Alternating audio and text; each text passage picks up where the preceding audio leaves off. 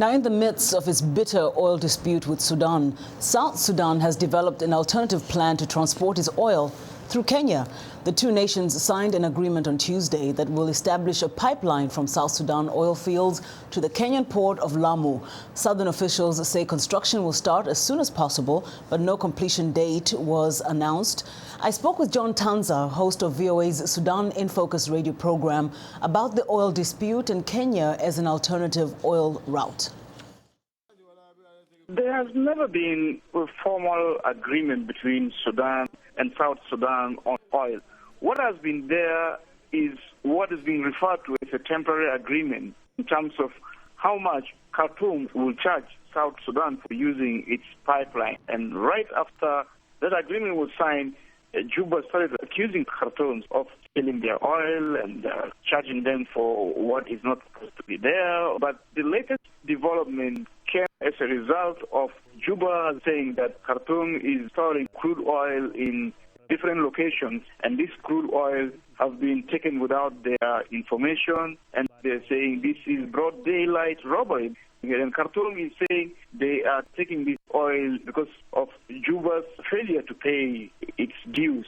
What are these dues that Khartoum is accusing South Sudan of not paying, and what is South Sudan's argument for why it's doing what it's doing? When Juba agreed to use the pipelines in Khartoum, there was some fee that Juba is supposed to pay. It's like $3.8 to $3.5 per barrel. The figures are not quite forthcoming from both parties because Juba claimed that Khartoum was levying $55 per barrel. And Juba is saying, no, this is not an international accepted price for using a pipeline. So Juba said, well, we're not going to pay you what you are asking for. And Khartoum said, well, as long as your oil is running through our pipe, we are going to charge you that amount. And that has been Khartoum's argument. Tanza, obviously, cutting off the oil supply to Sudan will really devastate that economy. It depends very heavily on oil production. I understand 98%. What about South Sudan? Will it not be economically crippled if these pipelines are shut down? Even though Mr. Kiir says that they will be able to function with whatever they have in reserves. The reality on the ground is that the government depends entirely on oil as its main source of revenue. There is no other revenue that is coming in the government of South Sudan apart from donor funding. And I don't think the international community is going to pump money to the government of South Sudan so that the government can function properly. And I really don't know how much they have in reserve because they did not come clear to say they have this much of money to take them to a certain amount of time. The Kenyan Prime Minister Raila Odinga flew in to Juba and had a secret meeting with President Kiir. There's a talk that they would like to start using Mombasa or the port of Lamu to send their oil out of South Sudan, but constructing a pipeline from Juba to Lamu is quite costly, and it's not anything that you're going to achieve